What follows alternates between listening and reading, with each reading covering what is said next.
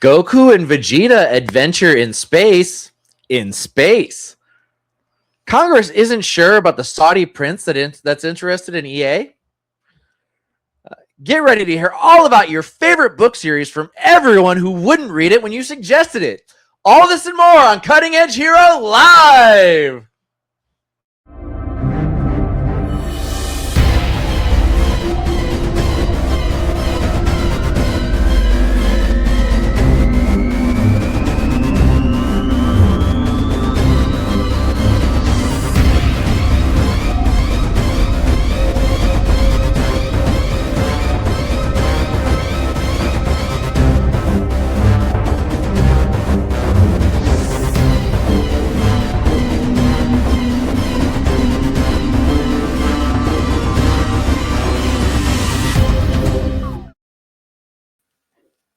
Welcome to Cutting Edge Hero! I am the Nerd King, Danny Stewart, your host for this and most episodes of Cutting Edge Hero, joining you live from the Nerd Dungeon, where I am hanging out with my co-host, Landon Felter. Hi. And Joey Stewart. What is up? It must be Wednesday. Welcome back, guys. It is a good week to be a nerd. There has been so much great shit that has happened this week. We will break into it here in just a second. But before we get into any of that, gentlemen, what is the nerdiest thing you've done this week? Landon? Man, does setting my internet back up with a different provider count as something nerdy? I mean, maybe like 15 years ago, that would have been like inherently nerdy. But now it's like, that's just everybody. Because this time it was just a headache. I mean, it's always a headache, but it was an extra one today. Is there a story there where you like, hey, I hate these guys, they suck, so I'm gonna move on to these other guys? No, it was just more like, hey, these guys decided to raise the price twice, and every time I asked a question why, they gave me some runaround answer that wasn't in the original deal. And so I'm just moving on to someone else that'll hopefully keep the price low for a little bit longer. Billy Rhodes in the comments. He said, I hope Grandpa Gamer can teach me how to install this RF adapter I got from Radio Shack so I can finally hook up my Nintendo my older cousin gave me. I'm Grandpa Gamer, right? That's aimed at me? I think so. Was Grandpa. that was a yeah. Thanks, Billy. Speaking of internet service providers and them being aggravating, I was having an issue with the sewer line that goes from my house out to the street. Yeah. Nightmares and Nerdscape says, is the switch on game mode or TV mode, Billy? Anyway, so we were having this issue and my sewer was backing up. And so I called out Roto-Rooter to come look at it. And they ran the camera down there to see what the hell was clogging it, assuming that it would be tree vines or tree roots or something. Mm-hmm. Somebody ran a fiber optic cable through my sewer.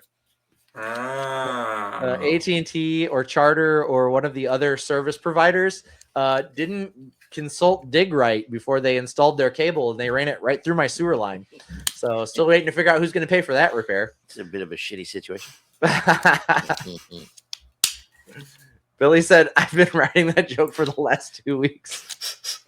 It shows. That was a good joke. Hey, Joey. Are you and CJ the same person? That explains your shitty internet connection. But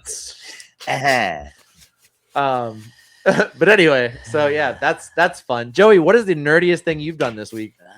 I downloaded a game on my computer called Golf with Friends and learned how to golf in virtual world instead of out in the real world. Billy said, you got one of those sweet Wi-Fi toilets now. Oh, shit. Oh, that's funny. Nice. Yeah, I guess I do. I probably have the fastest internet connection on any sewer ever. Good chance. Nerdiest thing I've done this week, I started Foundation on Apple TV.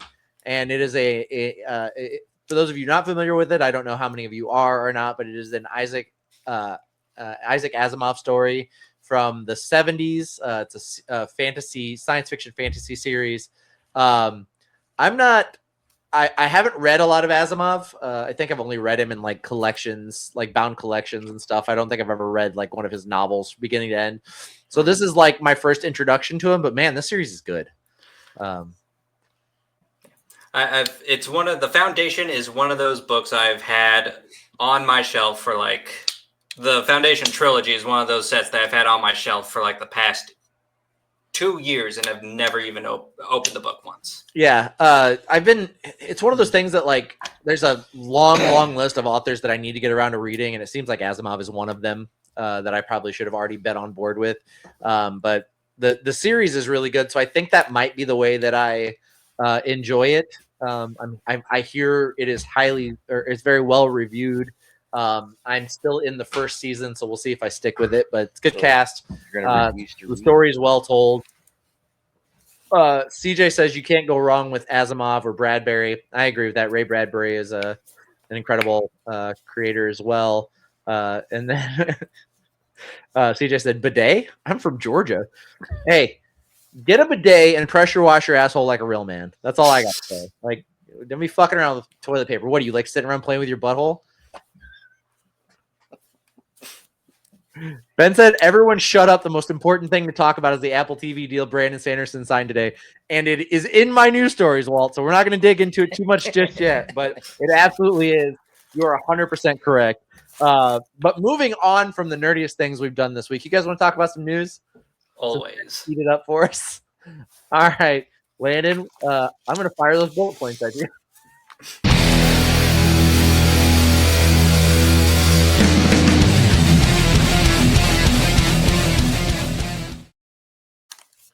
Also, long time no see, our human relations specialist and fact checker extraordinaire, Ben Stewart, in the chat. Glad to see you back, Walt. Glad you're here. CJ said that statement might be the nerdiest thing I've done this week. And Billy is not excited about the Apple TV news. Well, Billy, that's on you, brother. Because I fucking definitely am. So let's kick this off with anime news first. And we'll slow roll this, but we'll get there, Ben. I promise. Hang tight. So it was announced this last week that they are going to be premiering the Dragon Ball Z. Ben says, I don't have to be up at 2 a.m. tomorrow, so I'm here. Glad you're here, Walt. And sorry you've been working all them long hours. I mean, you got a kid on the way. But anyway, they have premiered the next chapter in the Dragon Ball Super storyline. That is the Dragon Ball Z Super Galactic Patrol. So Goku and Vegeta are going to become part of the Galactic Patrol. They will be fighting evil in space, and apparently they go up against an evil space wizard. That is the main plot of the next chapter of Dragon Ball Super. I'm a huge Dragon Ball Z fan, or Dragon Ball in general fan. Those of you who no, never mind, can't say that. Haven't announced it yet. Never mind. Sorry, I got excited. We do have big Dragon Ball Z related news for Anime Con, and I'm also wearing our Anime Con silhouette hat tonight because anime is coming up in April, and it's going to be fuego. But anyway, you guys excited about a new Dragon Ball Z series? I mean, it just seems like it's going to be buddy cop Vegeta and Goku in space. I'm here for it, man. I've heard worse ideas. Let's be honest. Like all of Dragon Ball GT. But anyway, yeah, I'm excited about it. I can't wait. Let's move along to comic book news. Ben says, how fast can they drink a 2-liter bottle of cola, you think, now that they are galactic cops? That's a great question. Oh, yeah. In comic book news, for issue number 600 of Green Lantern, they have unveiled a new costume for Kyle Rayner. They are making him the main character of the Green Lantern comics again. He is taking the reins from Guy Gardner and Hal Jordan and Jon Stewart. He's going to be the focus of the main Green Lantern story moving forward. David Nakayama unveiled his new costume on Instagram today, which I think is a pretty tight costume. It's definitely reminiscent of Invincible, I think. Or Punisher. Just looking at it, it's got a little Punisher vibe to it for sure. Eye in the middle, I get that. Yeah. Ben 10-ish. I think it might be a little Ben 10-ish. Yeah, I can see that. It's kind of like he's wearing the Omnitrix. With the green with the white accents. Yeah. The white lines and stuff. I don't know. I've always loved Kyle Rayner. I've enjoyed him as a character since the Emerald Twilight storyline. And it's interesting that he's lasted. He's kind of in that line of characters along with Dick Grayson and Wally West and Donna Troy for being a legacy hero that has, stood the test of time without being overshadowed by the more popular, what at the time was a more popular original character who they had replaced, and they're still around. And it wasn't just like why does this character still exist? Kyle Rayner is still very popular. Landon, what do you have in gaming news? Oh, gaming news. All right. A couple of big stories here. Firstly, French unions have proposed a strike of Ubisoft offices after large-scale cost-cutting measures. Those of you who have been paying attention, Ubisoft has been closing a lot of studios, have been forcing people back into the offices, basically doing a lot of very unpopular things for their workers. And so the 5 main unions that are work within Ubisoft have announced that they plan on striking if changes aren't made. The strike is planned for, I think, mid-February, if I remember right. But yeah, this is just a response to poor leadership decisions, and they want to really show that you can't just do things without consequence when it comes to making decisions that affect your workers. Ubisoft has been circling the drain, I feel like, for a long time. Like, it has been a minute since you've had a story about them that wasn't like, well, they shit the bed again. They suck again. Yeah, I do wonder how many more times I can have a story about them before I start saying, hey, they are filing for bankruptcy and are no longer a company. It's wild. And it's wild that they've gone from being an incredibly they were known for, putting out good games at one point, and they are so far from that now. That it makes me really sad. Assassin's Creed is one of my favorite franchises, and I don't think I've been excited about one since Assassin's Creed 3. Like, yeah. Speaking of Nightmares and Nerdscapes, I think they would sooner actually shut down the whole company than skip a year for an Assassin's Creed release. Yeah, I haven't played Shadows yet, but I also haven't heard anybody be like, "Oh my god, have you played Assassin's Creed Shadows yet? It's so good." I mean, I've heard some good things about Shadows, but that just might be because that's so signal boosted because of the right-wing fallout of having an actual historical character that isn't that wasn't. Yeah, they had a black samurai, and people were so upset about that. It's like, hey, no, this guy actually existed. Yeah.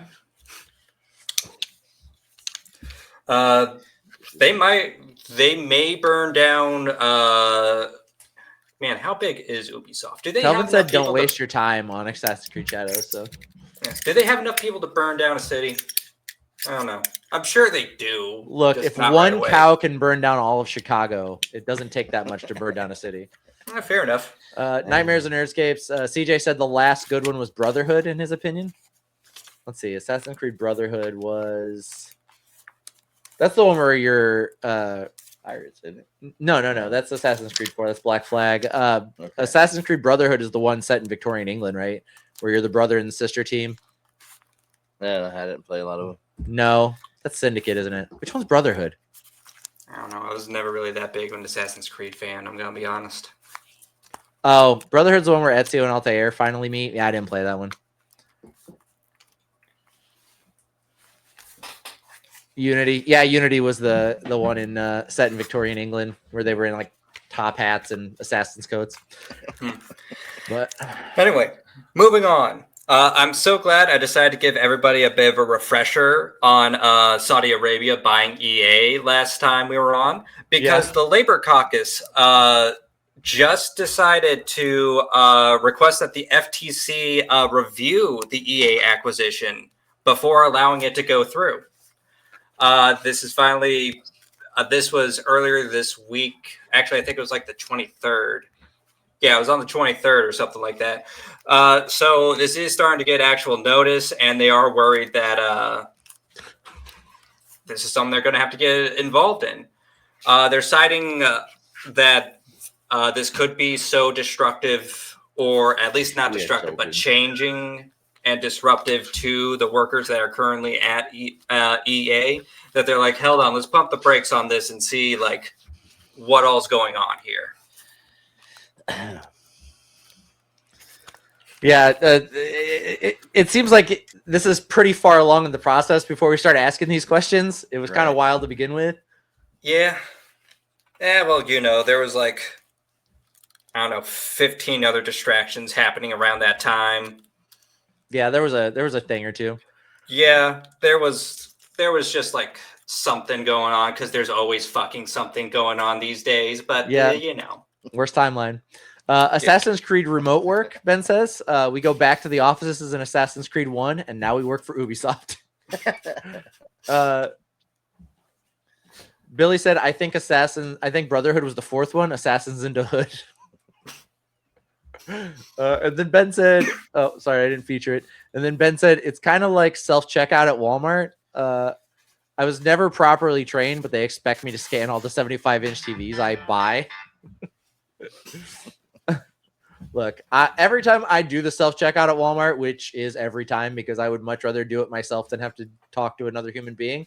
But also, I always give it 5 stars because nobody should have to work at Walmart.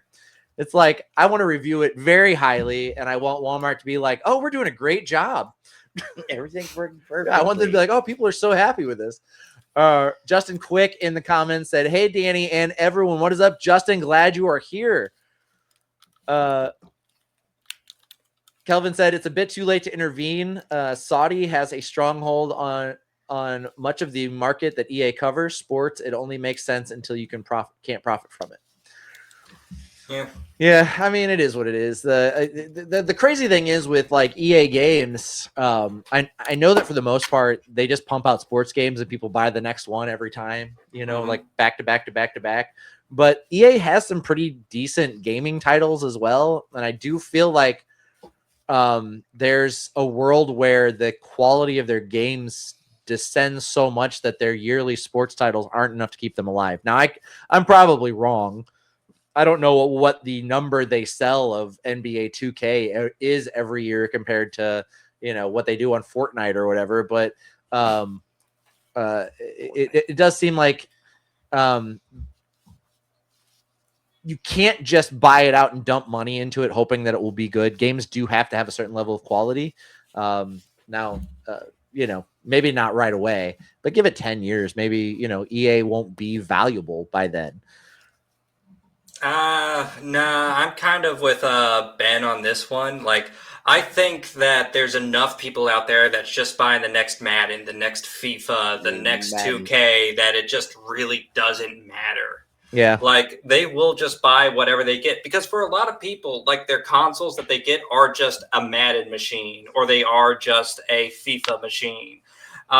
It's not like us where we might get like a few games a year and it be like a big purchase every time. For them, it's the new $60 yearly purchase for the next sports game that they just get their console. Yeah. I am to the point now where I play a lot more indie games as they drop on PlayStation Plus than I do like AAA titles, or like I just got Spider-Man 2. Like I just got it and finished it. You know, that game's been out for almost 2 years now.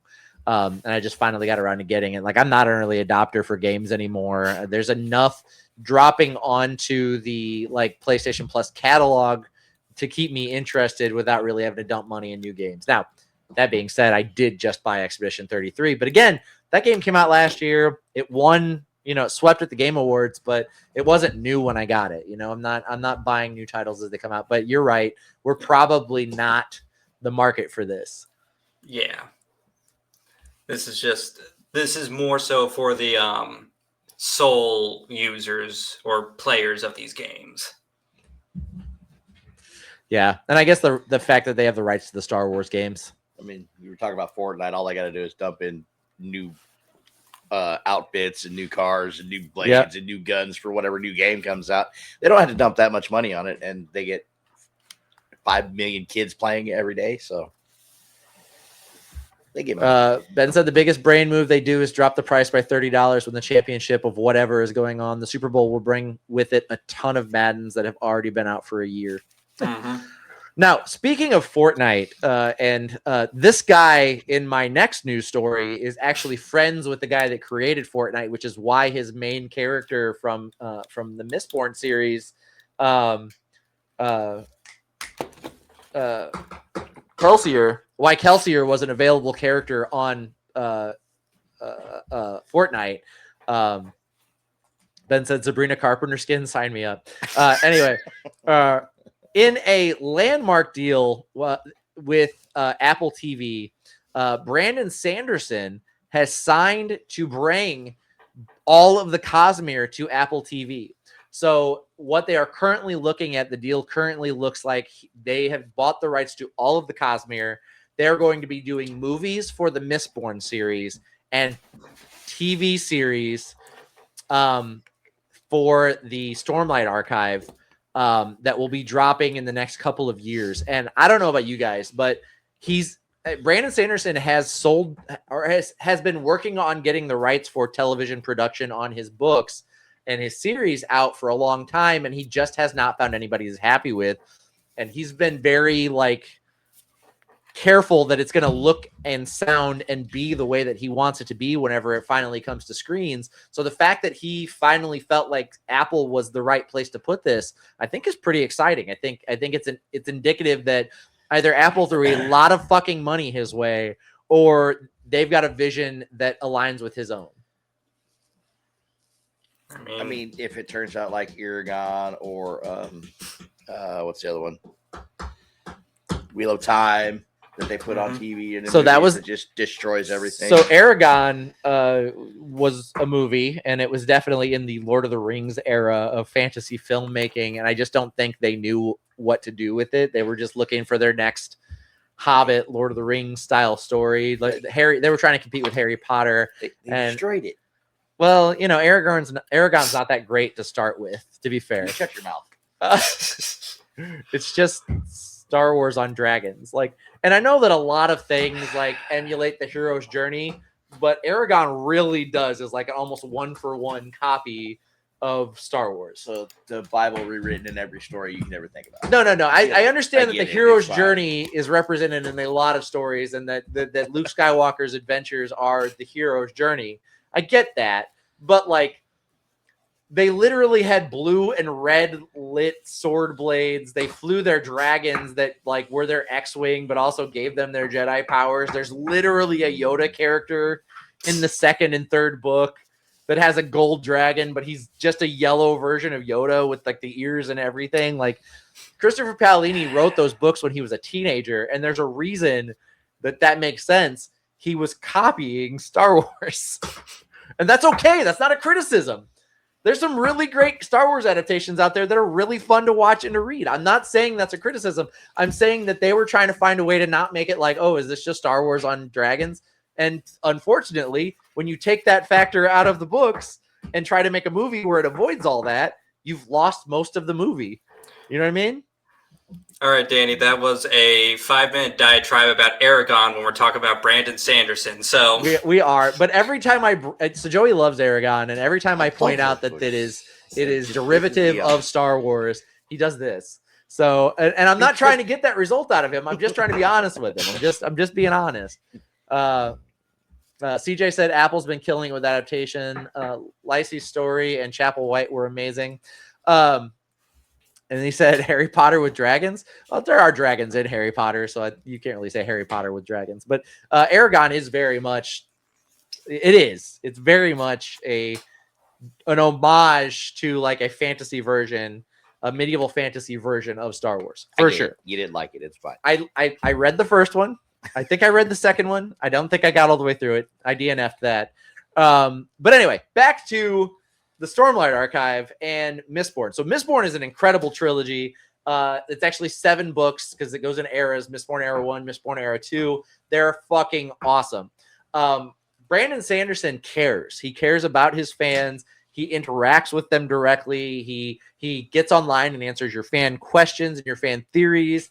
And he talks about like he's very invested in like fantasy as a genre and what he can do for his fans. And so in his mind, he wanted the series to be what he envisions them to be. He doesn't just want a cheap cash grab.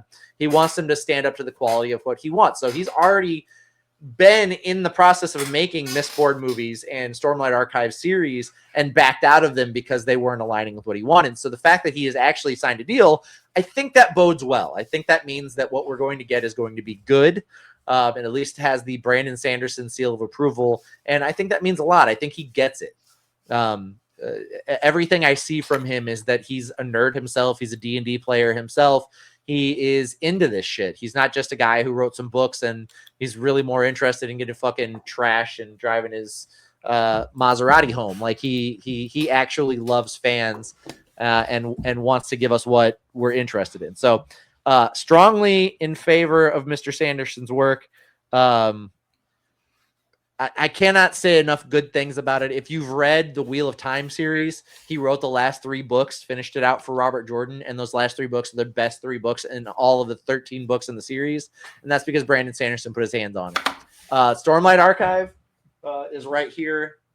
If you're not reading it, read it. Check it out before everybody else is telling you about how good the TV series is, because the books are incredible and worth the time and effort it takes to read them. So, anyway. All right. Strongly, I'm very excited about this. I'm excited about this because there's a lot of people that I've been telling about this series that are sleeping on it, that I know that when this comes out, they'll be like, oh my God, have you seen this? It's so good. And I'm going to be like, get away from me. But anyway, Ben said he's going to try to get cast as Marsh. That'd be wild, Ben. I think that would be wild. I'm into it. I'll help. Just tell me what you need. I'll try to make it happen. I did reach out to Brandon Sanderson's publicity people to see if he would come to Cape Con, but he's booked that weekend. So maybe next one. It's probably going to be booked for a while after that sweet, sweet Apple deal. CJ said, while signing autographs and talking about the craft. Yeah. God, I would love an opportunity for a cheap cash grab. Billy. And nothing like a little conveyor belt fantasy. I don't know what that means. Have to have that one explained to me. But anyway, that is everything I have for TV and movie news. I think, Landon, was that all your gaming news? Yes, it was. Well, I hope this news didn't just graze you. This has been the bullet points. Where's the video?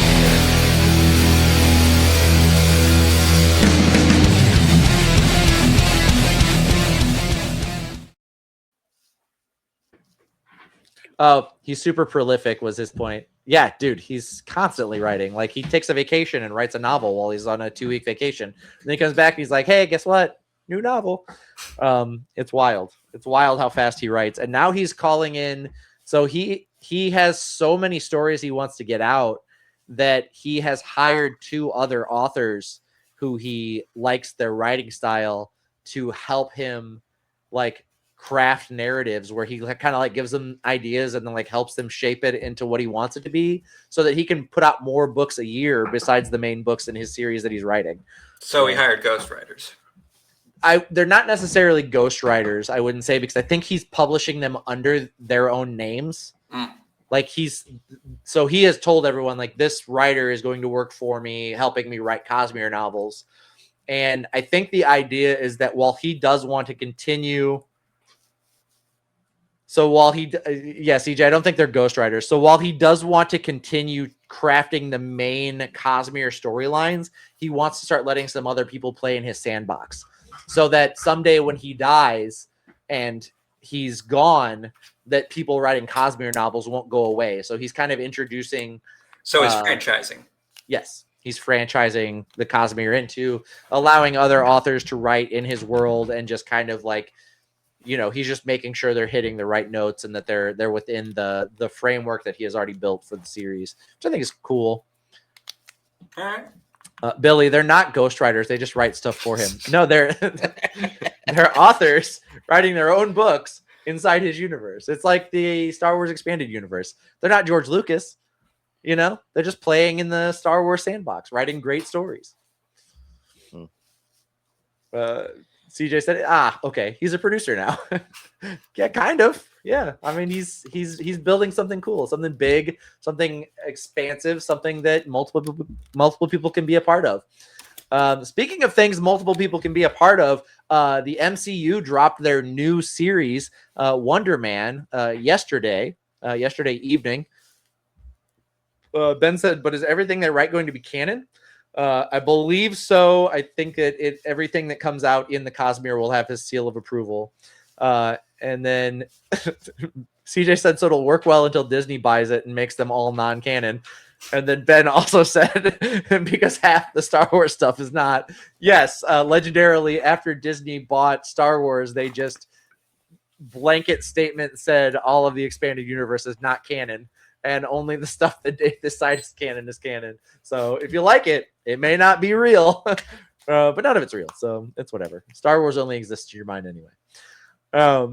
But anyway, they dropped their new series, Wonder Man. They dropped all 8 episodes at once. It was definitely binge worthy. It is an interesting series. It's different from what they've put out before.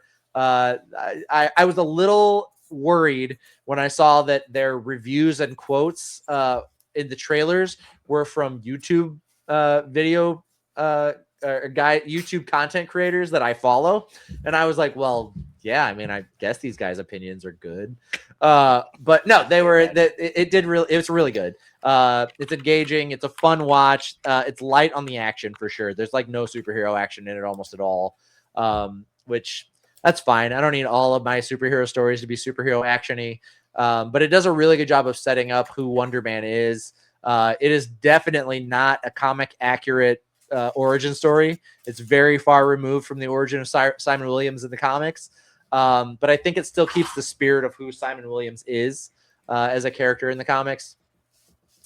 And yeah, I just think it's enjoyable, just as kind of like a look inside the world of Hollywood and how films get made, while also being a story about a superhero. All right. I have honestly not for everybody. Yeah, I didn't hear about it until like today, actually. Yeah, I'd give it like a 7. Say it was like a 7-ish. Oh, that's a safe rating. A safe rating. Well, no, I don't think I'm trying to be safe. If it was a 1, I'd say it's a 1. A 7 for him is probably a 4 for you, though, because he's into everything. Okay, I'll keep that in mind. Thanks, Joey. I do like stuff. You like stuff? Ben said, though we are getting a Maul TV show, and that's cool. I am excited about the Darth Maul TV series. I want to see how that leads up to him being the leader of the Dark Tide? I don't know. The group that he ended up being in charge of at the end of Solo. God, I'm trying to keep up with the comments. They're rolling in fast right now. Let's see. Until we rewrite it as a comic book or original novel. Yeah. Ben said, it's just it's just from a long time ago in a galaxy far away. How dare you, sir? Oh, he's talking about when I said Star Wars only exists in your mind. The expanded universe wasn't canon anyway, Billy says. That's fine, I guess. I felt like it was kind of canon before this. Ben said he's 4 episodes into Wonder Man, and it's a nice change of pace. See, that's what I'm saying. See, Ben agrees. And then Billy said, so this superhero show that isn't comic accurate and doesn't have action in it sounds great. Yeah, it can. Things can be different from what you're used to and still be enjoyable. Ben said, and for 98% of the MCU fans, they won't know because they have no idea who Simon Williams is. That's valid. He's an Avenger, been around since the 70s. He was in one issue, and then 10 years later, they brought him back. CJ said if it were a 10, he'd say it's a 1. Remember his Daredevil review? Dude, Daredevil Born Again was not good. And I will again say that. Daredevil season 2 of the Netflix series was the finest thing to have ever been put on film of all time ever. But yeah, Born Again, not good. Ben said it's way better than She-Hulk, and that's what matters. How dare you? How dare you, sir, coming to my comments saying shit like that? She-Hulk was a 10. Hard 10. So angry. I didn't watch She-Hulk because. And then he said Simon Williams is a brand of paint. That's his cousin Sherwin, but Sherwin Williams. Yeah, but very close for sure. But anyway, I don't have a lot to say about Wonder Man. It's a character I've never given a shit about. The show was watchable. Trevor Slattery steals the show, as always. Ben Kingsley's just a fucking incredible actor. Check it out if you get time. So just something different. Yeah, it's very different. It's just enjoyable. It's a fun watch. And it's not, I don't know, he's not swinging from rooftops or anything. He just a dude trying to hide the fact that he's a superhero while trying to get into a film. And it's pretty good. So, Batman. Pretty good. Did you say Batman? Dude tried to hide him being How does that sound like Batman? Tried to hide him being a superhero. It's Batman. Oh, that's so many superheroes. Right. It's all of them. So many superheroes. Oh my god. Every superhero. How is it Batman? It was definitely Superman first out of it's all of Star that Wars. group. Get it. Go on. It's all just everything you like is Star Wars. Dick. Anyway,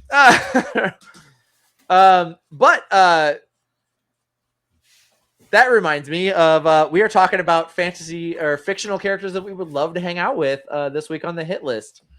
So let's do that. Ben said, cough, cough, Spider-Man 2. Spider-Man 2 is bad. She-Hulk was so bad she got recast. That was a rumor. I don't think that's even been confirmed. Billy said, She-Hulk had action and was comic accurate, so I didn't know if it was good or not. There's a lot of metrics. Shots fired. Oh. Things don't have to be that black and white. They can have all that stuff and be bad. There's definitely been some examples of that. The Dolph Lundgren Punisher film, for example. There's a lot of them. There's a lot of really bad superhero films. Both of the Ghost Rider films. Sam Raimi's Spider-Man 2, bad. What? Ben's upset. So I think that for the time, Spider-Man 2 was good, but I certainly don't think that it's held up. I don't think it's. I don't think today I would consider that to be a great superhero film. It does the cinema sin that I think I hate the most with superhero films, in that for over 50% of the film, he wasn't in the Spider-Man costume and wasn't doing Spider-Man things. Like, well, he was doing Peter Parker things, which, to be fair, Peter Parker's still a great character. But Peter Parker is Spider-Man. You know what I mean? Like, Tom Holland is Spider-Man, regardless of whether he's in the costume or out of the costume. But because they had to decide between CGI Spider-Man scenes or Tobey Maguire Peter Parker scenes, when he's in a Tobey Maguire Peter Parker scene, he doesn't do Spider-Man things, and vice versa. So over 50% of that movie, you're just watching people do normal movie shit in a Spider-Man movie. It's boring as shit. And then I hate that he lost his powers in it. It's again, I think it's enjoyable. I like this movie. Don't get me wrong, but I do have criticisms of it. And one of them is that it does that thing where in movies where they're like, we don't know what to write about this one, so let's just take his powers away, because that'd be dynamic and it gives him something challenging. Peter Parker's life is challenging enough. You don't have to take his powers away. You could have done literally anything else and kept him not struggling with his powers coming in and out while he was trying to do whatever. Like, I don't need Superman 2, with Tobey Maguire. So that's just for my money. I love that movie, but I think that, it's from a period. CJ, it's like it's enjoyable, but it's shit. Is this? Well, I gotta know. I have to know because I know you guys are razzing me. But is this the way you see every critic of everything? Like if you read criticism, you automatically assume it's like, oh, they must have hated it. They had criticisms. Yeah. Like, my God, what is your sex life like? You're like, oh, she either absolutely loved it or she gives me a pointer. I quit. I've never needed Like, pointers. You've never okay. A girl's never had to say, "Well, I actually like it better this way." Nope. Okay. Anyway,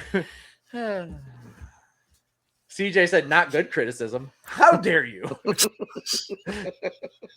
How dare you, Christopher?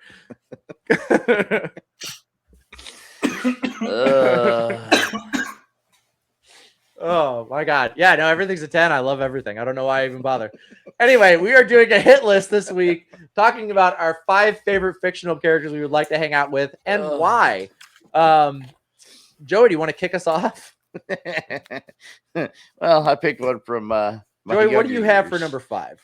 And my number 5 would be Pinky in the Brain.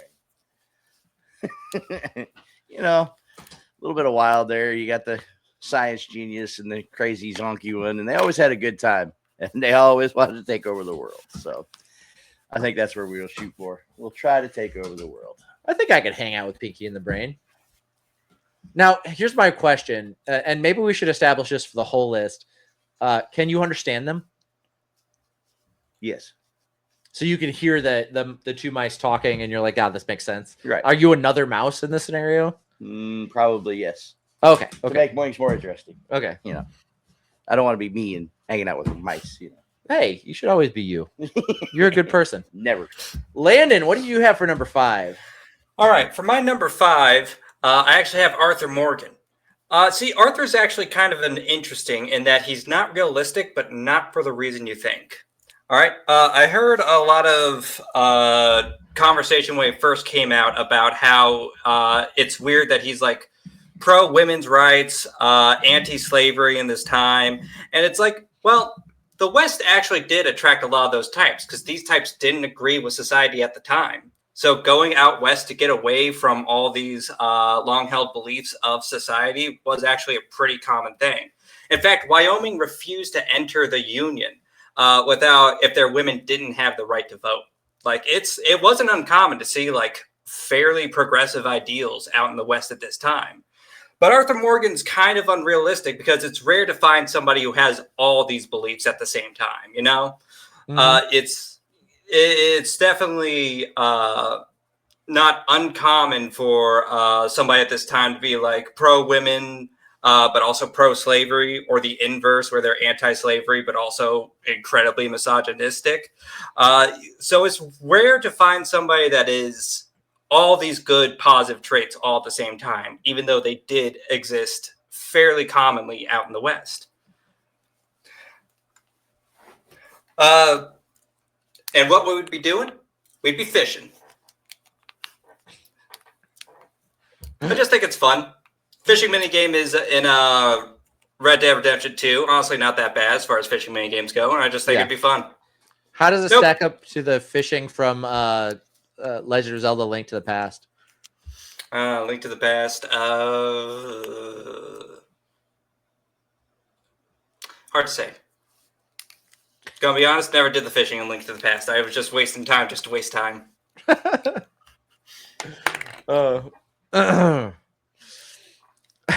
I'm about to get piled on, so I'm trying to keep this thing moving.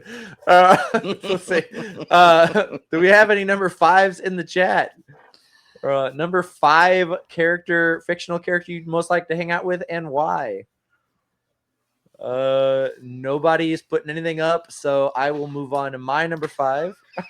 And if somebody throws some up, we'll don't ignore chat. I featured chat. What are you talking about? Let's see. What did I miss? Ben said he's not doing Spider-Man stuff because he's busy doing Mary Jane instead. Billy said the normies like Spider-Man too, so Danny hates it. Same old song and dance. Get fucked. Seriously. I know you're not supposed to tell your listeners and viewers shit like that, but seriously, stick a pineapple up your ass.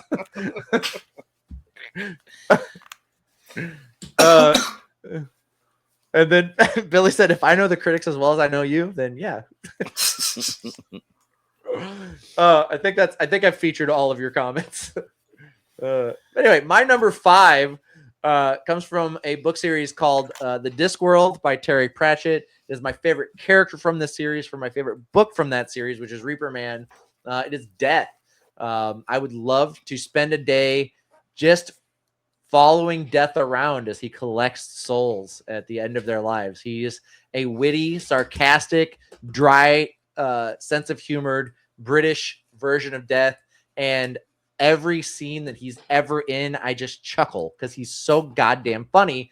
And so I would just want to spend the day hanging out with him, honestly, and just being a wise ass alongside him. So that would be my number 5. Joey, what do you have for number 4? Well, this takes me back to a movie I loved growing up and still do today. A man with a lot of intent, a lot of drive, Inigo Montoya. So, Mandy Patinkin. Good man there. I think, we've been classically trained martial arts a lot. And we learned bow staff and sword, a lot of that. So I think I'd like to go in and learn the fencing lifestyle. So I think that guy right there would be the one. You would like to fence with Mandy Patinkin? Fuck yeah. Joey's Jewish fencing instructor. Hey. Landon, what did you have for number 4? All right. My number 4, I have Zagreus from Hades. Hades is a really good game. Highly recommend it. Highly recommend Hades 2 as well. But in the first game, Hades, he's essentially trying to escape the underworld because he recently learned that his mom isn't who he thinks it is, and he wants to finally meet her. That alone is already kind of an interesting just character about him, but like him being the god of blood in our world, we learn throughout the game that like what the lore of the game and what real life Greek god lore doesn't line up. Some of it's just completely wrong. Some of it is actually just stuff that they joked about and ended up as lore in our world. And that's interesting on its own, just trying to figure out what is and isn't like lining up from our world to his. But just he's this really soft-spoken guy that's like really kind, really witty, but also somehow dumb and witty at the same time. Sharp tongue, but nothing going on behind those eyes. But he's just soft-spoken enough that you forget about it. And then it just blindsides you with it, like, what? So I think just hanging out with him would just sort of be fun. And what would we be doing at that? We're fishing again. Now, fishing is the only other mini game in Hades. And he's always delighted whenever he pulls up a new fish. So we'd be fishing again. Okay. Yeah. I like fishing. I didn't know you liked fishing. I like fishing in real life. I like a lot of fishing mini games as well. All right, we've got number 5s and number 4s in the chat. Thank you guys. I appreciate that. Let's see. CJ's number 5 was Darkwing Duck. He said because he's a duck and a superhero. And I think almost every episode of Darkwing Duck, he was in the Darkwing Duck costume at least 50% of the episodes. I will also say our good friend Jim Cummings is the voice of Darkwing Duck. Yeah. And not this last year, but the year prior, he was a guest at Cape Con, and we got to hang out with him. Yeah, super nice fun guy.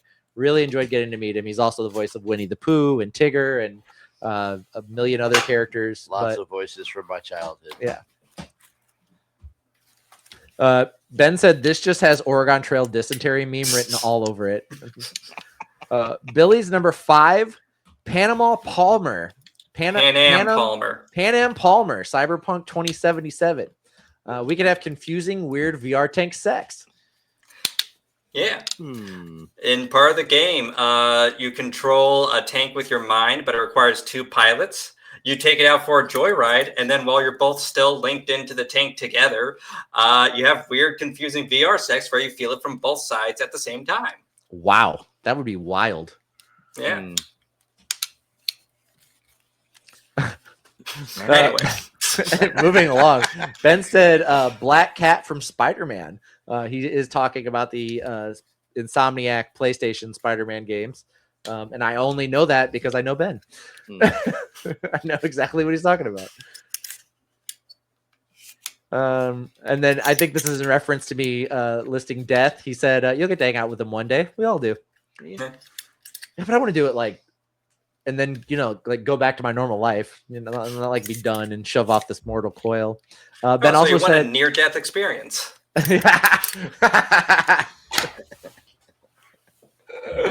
Oh.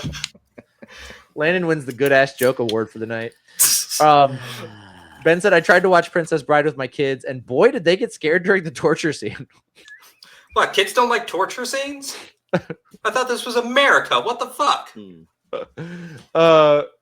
CJ's number 4 to take a tangential page from Joey's book, another Mandy Patinkin character, Gideon from Criminal Minds, and we'd play chess and talk. And then Ben said Joey does fishing. Joey does do fishing. I do. Nice. Ben's number 4 is also Black Cat from Spider-Man. Oh, Black Cat from Spider-Man. And then Ben said, Billy, can we have confusing real sex right now? And then Billy's number 4, Roger, American Dad. He would certainly be quite the character, and I guess we could, I don't know, go fishing, I guess.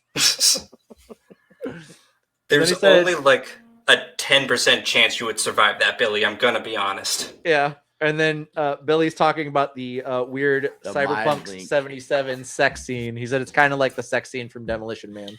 The mind link sex. Gotta pop out real quick. Yeah, pop out real sick. Go pee, come back. All right, cool.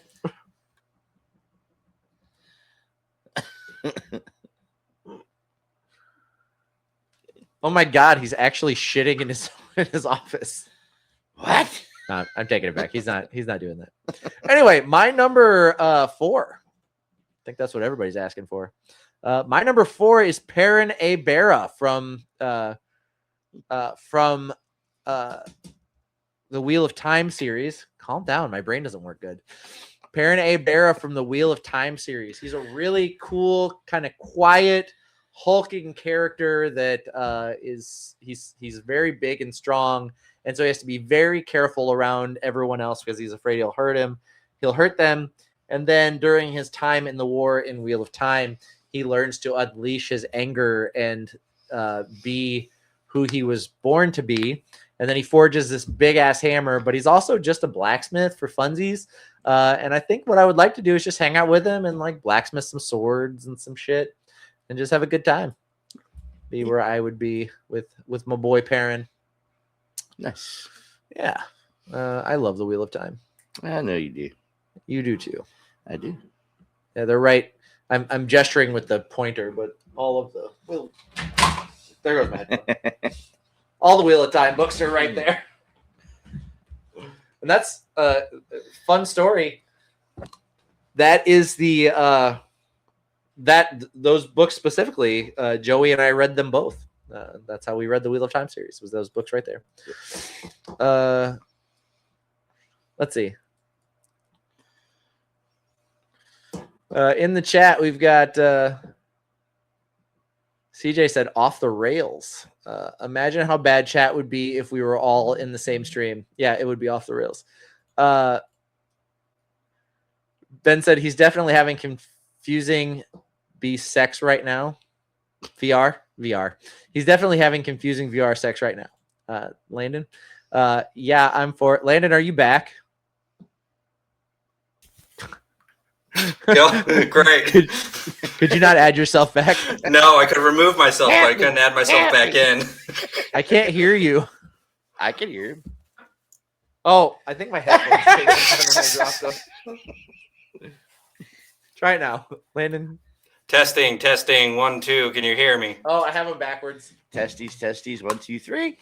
Oh, I also said you were shitting in your office when you walked away. I was like, oh my! As soon as your camera feed dropped, I was like, oh my god, he's shitting in his office. Listen, it's my apartment. It's mine to do what I want with it. He said, "Does CJ said does he ever learn to release a mustache?" Holy Amish, Robert Jordan. And then he wanted to know, did you wash your hands? Robert Jordan just has that really sweet hat that is supposed to be Matt Cawthon's hat that he wore all the time. I don't know. I have one kind of like it. I think that like this part is too big on mine. Robert Jordan's was smaller. I have a similar hat to Matt Cawthon's. Anyway, my number is that we're on number 3s. I think you already did yours. I did my number 4. Joey, what do you have for number 3?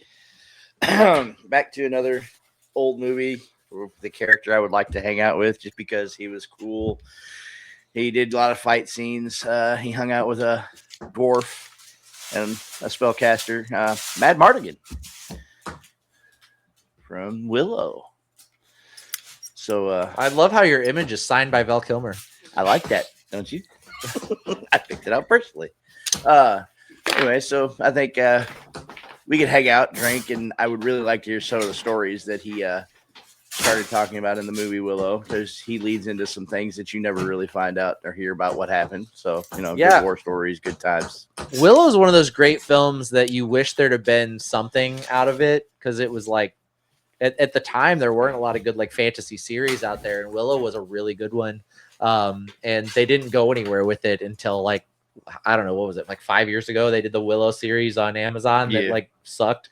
Yeah, it tanked almost immediately. Destroyed everything. Amazon does not have a good track record of trying to turn movies into series. Yeah, movies into series. Landon, what did you have for number 3? My number 3, it is Red from the Pokemon games. See, Red's an interesting character because after becoming the champion of the Kanto region, he sort of really just traveled all throughout. Like, you can encounter him in multiple different games, fight him again as, like, the hardest fight in a decent chunk of those games. Like, he's like the optional Omega boss from a lot of RPGs, you know? How they have the final boss, but then hidden away is like a boss that's like 10 times harder to really test your might against. He's typically that. So it'd just be cool to chill out, see what he does when he's not fighting, and just see what like his usual training regiment looks to keep in like that sort of state. And what are we doing? I think you know. We're fishing. It's always fishing. Yeah. Man, look at Red. Red, who's definitely not Ash. Red is definitely not Ash. No, Red actually wins his fights. But yeah, no, just plus if I'm chilling out with Red, I'm most likely chilling out in the Pokemon world, so that's already fun as well. Yeah, Red probably never caught hands from fucking Mewtwo either. No, Red caught Mewtwo. Yeah. Let's see. What do we have in chat? Ben said Nightblood. We would destroy evil. Fucking love Nightblood. So that is from Warbreaker, which is another Cosmere novel, but then also Nightblood then comes over to the Stormlight Archive. You should read them. And then Ben's talking about secret bosses that aren't the main, that are harder than the main boss, but aren't the main boss. He said like Sephiroth in Kingdom Hearts 1. Yes, yeah. And Kingdom Hearts 2. He's the worst one, and he's the hardest character in both of those games. Also, if you are an Elden Ring player, there after you finish the whole game, there is a secret giant that you have to like jump down these like tree limbs and shit to get to off the side of this cliff. And he's the hardest boss in the game. And it's just a blue giant. Like all the other giants in the game have red like auras. Yeah. And this one has a blue aura, and he's the hardest thing in Elden Ring to beat. Yeah. I still haven't beat him. And I finished that game a long, long time ago. Billy Rhodes said, Princess Bean, Disenchantment. She likes to party. I would say Bender, but I don't know if I could hang. I don't think anybody can hang. Bender Bendy Rodriguez. That guy parties. He does party. That guy parties. And then Chris, CJ's number 3. How many names can I give you, CJ? CJ's number 3 is Invader Zim. And we're just shooting things. We're just shooting things. Fair enough. Yeah. Just shooting love things. Love it. Classic. I'm probably stealing one of Ben's, but my number 3 is Kaladin Stormblessed. The main character of the Stormlight Archive, also a legendary sad boy. He takes clinical depression to a whole new level. And but he's still cool. And the most important thing is that at the end of the day, he tries every day. He always comes out on top. He tries every day, no matter how bad of a day he's having. But just an incredible character. Kaladin is fucking awesome. Like, that is one of the coolest characters I've ever read in fiction, hands down. He's got his moments. Yeah, I would love to hang out with him. Just have some of rock stew around the campfire. Maybe talk about like playing flutes or doing whatever. Learning to fight with the spear with him. Maybe that would be one. Yeah, and how to carry a bridge. Yeah. Oh yeah, definitely learn bridge carries. But anyway, that's my number 3. Joey, how about you lay a hot, steamy number 2 on me? All right, I've talked about it before. He is one of my favorite characters from X-Men. That would be Gambit. Oh, but I never make a name for myself up here. Right. So he's good at throwing things, and I always like to throw knives and cards and games. That's why you are really good at card throwing. It's wild. I can stick one in a watermelon, which is fun. Yeah. But yeah, I think we just sit around throwing cards and working on our accuracy and talking shit about Wolverine. Ben said Kaladin, so there's someone more depressed than me in the room for once. Oh God. Never. That's not a race you want to win. No. But yeah, dude, I'd love to hang out with Gambit, learn about stealing shit. I mean, yeah, classic thief. Yeah, just hooking up with women you can't be with. Try. Yeah, just unrequited love for days. Yeah. Yeah, never made it. Yeah. Good choice. I like him. So how do you feel about the Channing Tatum Gambit? I will fucking stab you. No, yeah, just talk about it and try to only say positive things, or it turns out you hate him. I hate Channing Tatum. I'll just say it. Okay, well, never mind. Fuck, guys, I was being a wise ass and it blew up in my face. Who could have seen that coming? Something blowing up in your face? Ben said when I was a kid, Joey was Gambit in my mind. Yeah. But anyway, Landon, what do you got for number 2? All right, my number 2. This is a character that it's more so about where we are rather than who the character actually is. So take this with a grain of salt. But it's really the farmer from Stardew Valley. Like, this is somebody who just, once they start a farm, they start just messing around with shit in ways that no normal person actually would. They see supernatural shit, they just go for it. Right? They find out that there's a whole series of mines that they could go down into. And instead of being like, oh, that's a neat thing that's near my farm, they're like, no, I'll go down there. I'll fight all the monsters. I'll mine a whole bunch of different fucking ores. I don't care. What is this, an isekai? Yeah. There's somebody who explores and interacts and does shit in the world that like no normal human being does. And like, I guess there's a small amount of just like, yeah, of course, the thing that happens to them getting a farm from like their grandfather that passed away and everything.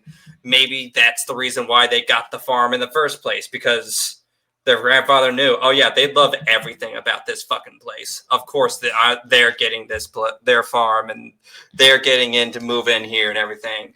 But really just exploring the valley with them, seeing all the different stuff that they do, going crazy. Yeah, I think I'd go with the farmer from Stardew Valley. Okay. And what are we doing? Fishing. You should have done fishing in the lava in the cave. That would have been a good picture, because you can do that. I'm still waiting on him to say what we're doing. He froze. No, he's still there. He's hiding. I was just seeing how long I get away with saying nothing. Yeah, we're fishing. Yes. Oh, phenomenal. I saw number 2 in the chat. CJ is number 2, Leto Atreides II, and we talked philosophy. So yeah, poor doomed Leto Atreides. He didn't last very long. Ben said, or Billy said, I lost everything in Stardew Valley. Interesting. Investing everything in my slime hutch. Nobody wants slime. Nobody buys slime. You don't get the slime hutch to try to return a profit in like just selling the slime. You need the slime for like other things. Wait, so you're saying don't invest in slime? I'm saying don't invest in slime and acting like that's how you get the most money by selling the slime. I'm saying it's like investing in a forest, thinking selling the wood is the best way to make money, and it probably is. But you could also build a furniture factory that takes all that wood and makes it into something even more expensive. That's what I'm saying to do. Become vertically integrated in the entire supply chain. Teach me your ways, money wizard. This is the who was the U.S. oil guy? The guy that Mr. Burns is based off of. Like oil magnate. I'm forgetting his name. We're I waiting. can't help you, brother. Rockefeller, right? Mr. Burns is based on Rockefeller? I think so. John D. Rockefeller? Oh, gosh, I can't. I think I can't remember. History knowledge is failing me. Your friend. Move on. Leave me in my shame.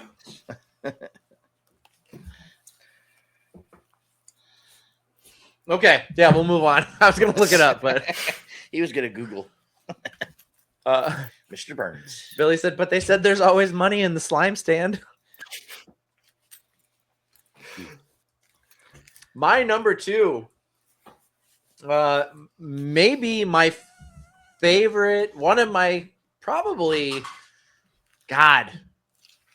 easily in my top 2 favorite fictional characters of all time. You guys could probably guess who this is just by my excitement about them, but it's Wolverine.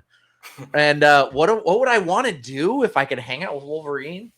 I don't know, some kind of body swap. Could I just be him for a day? Like, that would be my idea of the best thing to do. Like, Wolverine could just be a normal guy who doesn't have metal poisoning his body and bonded to a skeleton, who he wouldn't have to drink 3 or 4 bottles of whiskey just to get drunk. Like he could experience what it's like to like get a paper cut and it not go away immediately. I don't know. Maybe I could offer him something he's always wanted. Maybe. I don't know. I was about to say, ask Peter Parker. He swapped bodies with Wolverine for a day, and it was one of the worst things to ever happen to him. And that's coming from Peter Parker. That was Ultimate Spider-Man, okay? And that was like, that storyline was not friendly to Wolverine because he immediately tried to hook up with the 16-year-old Mary Jane Watson in Peter's body. Like, he was like, hey, I want to hook up with a teenager. It's like, Jesus Christ, Logan, at least let her hit 21 first. Wolverine's like, I'm only a couple 100 years old. It wouldn't be weird. Age gap.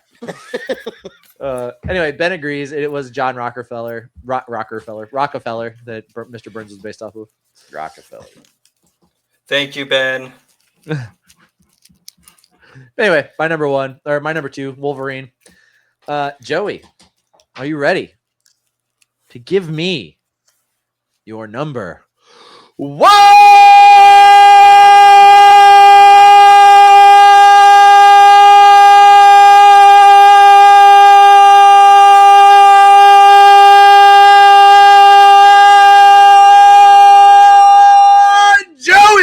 You're number 1, please. Oh, I know we've said this a lot here tonight, but I'm going to say it again. From the Stormlight Archive. Stormlight. I'm going to bring up one of my favorite characters, Renarin. I kind of really resonated with this guy. He was kind of the outcast, the one the father didn't really care for too much because he was on the weaker end of the spectrum. He wasn't able to fight with his stronger son, and he kind of, in the end, you kind of fall in love with this character as he builds through up, and then you see how he gets his powers in the end. And I don't know, I just think we'd hang out and be on the spectrum together. Renarn's cool, man. Dig Renarn. CJ said, I sense bitterness in Joey's choice. What are you, Emperor Palpatine now? Billy said Billy's number 2 was Daria and Jane. I feel like we all would all get along. Yeah, I feel like Daria would be. Ben's number 2 is Batman, but Lego Batman specifically. I can get with that. Yeah, love Lego Batman. And then Landon, what did you have for number 1? All right, my number 1. It is actually the Lamb from Cult of the Lamb. Hanging out with a lot of fictional cult leaders can kind of seem fun because oftentimes fictional cults are organized in a more, how would I put this? Somehow less psychopathic way than actual cults. A lot of real cults are terrifying, and most fictional cults, outside of like the ones that are trying to be as realistic as possible, are more or less kind of fun. A lot of them are trying to end the world. Cults are fun. Cults are fun, everybody. Cults are fun. That's the Landon quote. That's going on a t-shirt. Cults are fun, ladies and gentlemen. So hanging out with cult leader is always a good idea, but the Lamb is a very tragic character, all things considered. Like, it is the last of its kind, and it is being its entire population essentially slaughtered because of a prophecy about one of them eventually coming up to end the current dominating religion.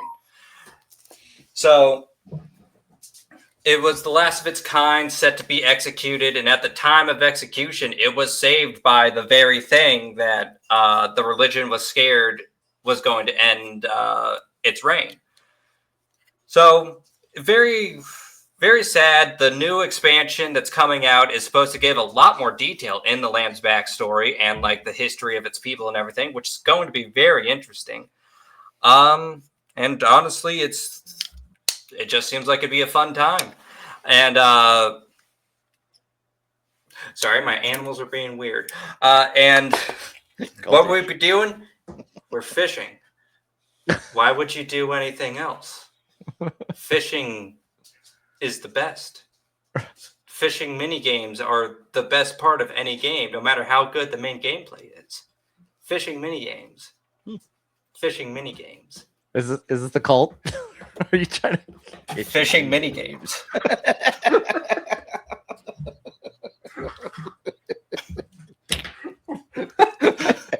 Fishing mini games. I think I would go home and fish. God, I've never wanted to play a fishing mini game in so much of my entire life. We got some number 1s in chat. Speaking of cults and their leaders, CJ said, Jesus, we'd hang out and drink wine. Yeah, that dude just like set him up with like a couple gallons of water. He'd be good to go. Yeah, that guy parties. Prostitutes, bankers, and made wine. Go to temples, flip over a few tables. You know how it goes. Yeah. Let's see. Billy's number 1. Perhaps some would say the greatest fisherman of all, Captain Ahab himself. Ben's number 1, Vice Admiral Garp.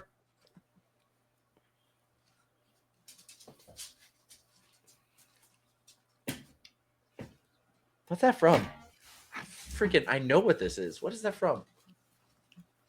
Hold on. This is something I like.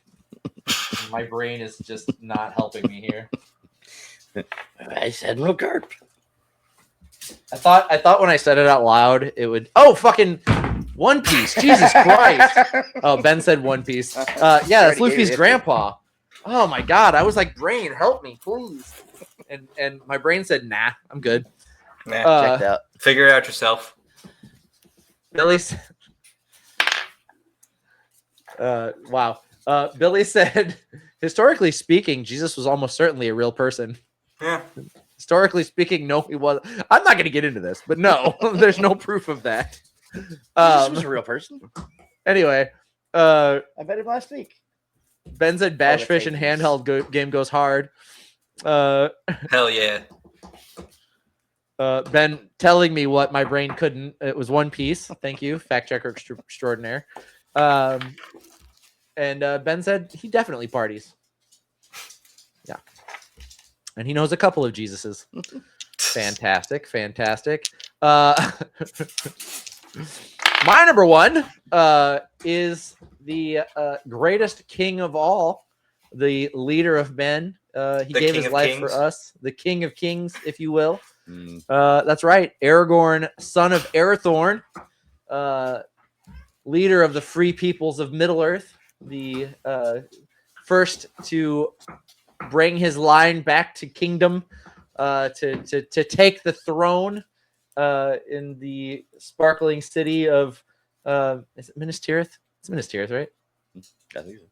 Yeah. God, these are things I know for a fact, and my brain's not doing Brain so well says today. no today. I don't know why. My brain checked out at like 5, so I don't know why. I'm not really able to rely on my. But anyway, it doesn't matter. Dude, Viggo Mortensen. I don't know if you guys know this, but in Return of the King, or not in the Two Towers, in the scene where he kicks the orc helmet and he unleashes that scream and then falls to his knees in rage of the hobbits being taken into the forest, into Fanghorn Forest.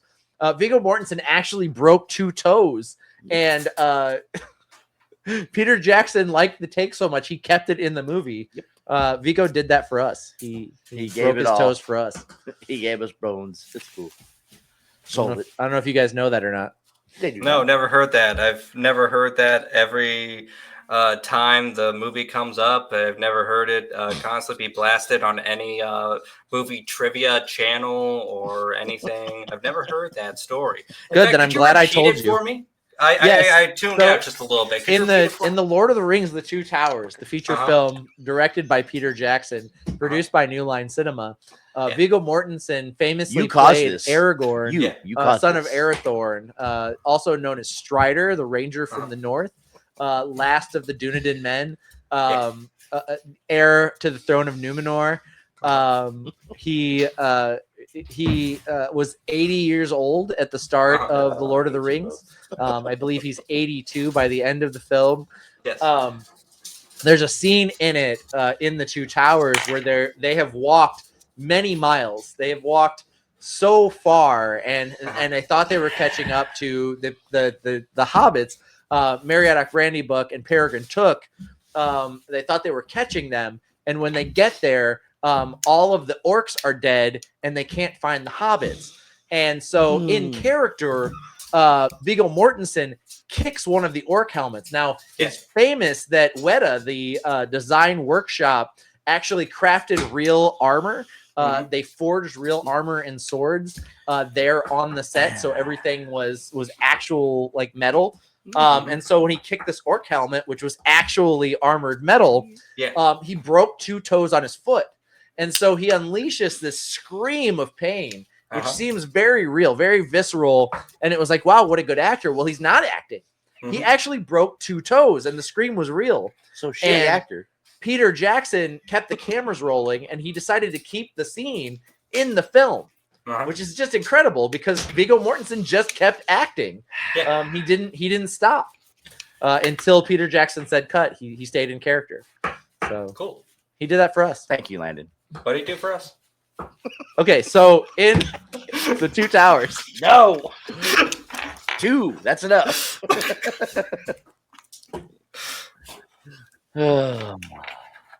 See what I put up with? CJ said Joan of Arc got lit with Jesus. And then he said, wait, that was for Jesus. Got lit for Jesus. But anyway, this has been the hit list. Guys, what do you want to do on the next one?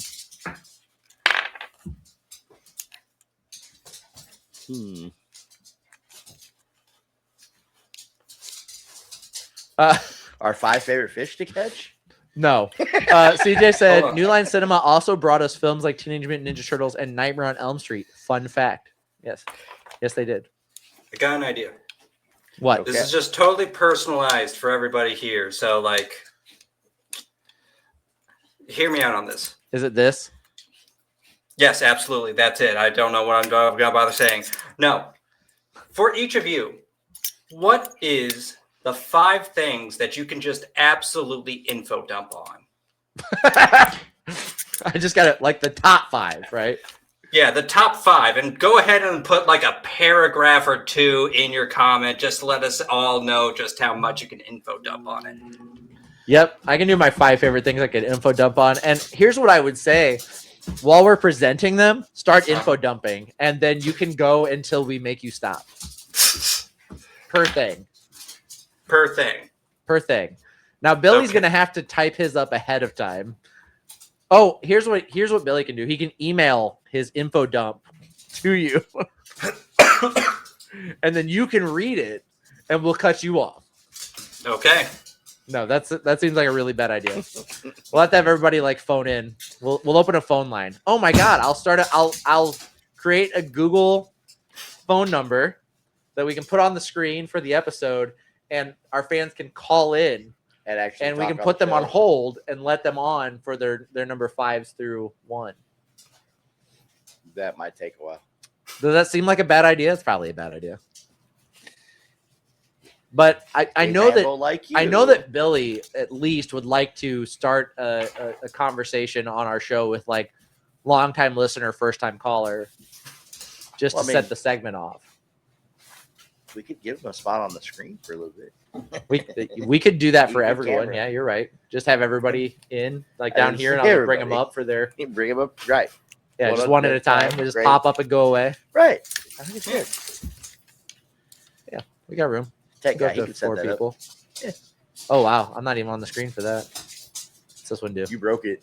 We want to go here. There you go. Let me go here. Okay, Okay, so for our next hit list, it is the 5 things you can info dump on. Your top 5 things you can info dump on. Your 5 favorite things you can info dump on. It's going to be a long, drawn out nerd fest. Yeah. Oh, yeah, Can I bring like I don't know things what to, your like, hands are show? doing right now. I don't know what to do with my hands. What, you want to bring like a timer or something? No, like examples of things. You want to do show and tell? Like I can hold things up and be like, okay, this does this, and this is that, and this is So I can just info dump until you guys get tired of seeing whatever the hell I'm talking about. I think it's a good idea. Sure. I'm gonna do it. Ben said top 5 things you can dump on. Somebody's Billy said, chest, "Yeah, that'll be an email one." Somebody's feet. Ben said, "Danny about to go off about some guy in the Twin Towers breaking some toes." Ow. Got it. That's attached, you fucker. Billy said, "Your 5 favorite hit list subjects." Ben said, 5 fictional people you'd like to go fishing with.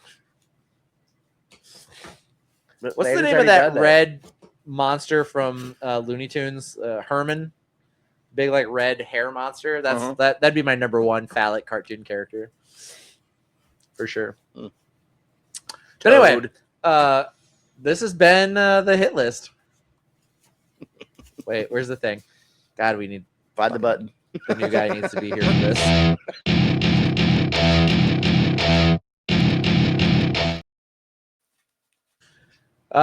That does it for the show this week. I want to say thank you to everyone that turned up in the comments. Thank you guys for your list. Thank you for your interaction. Thanks for being here. I love you guys more than Landon or Joey love you. Probably. Joey, you want to say anything to the nice folks? Thanks for coming. Thanks for watching. Thanks for putting up with us. I'm starting to really enjoy it. So keep coming and keep watching. Starting to really. Let me Did stab enjoy you. the first part? You want me to take your nipple off? No, I need him. How will I feed my babies? Landon, what do you got to say? To all the lovely viewers out there, just as always, thanks for watching us. You know, you are the part that actually makes this a show. If you didn't come in and log on and see us and take the effort to actually put us on, even if we're just in the background, we would not be a show. We would be three guys talking to the walls. And while we probably would still be perfectly willing to do that, you all are the people that make us not as crazy. So thank you. Yep. Well, thank you guys for being here. You've been great, and we've been Cutting Edge Hero. See y'all.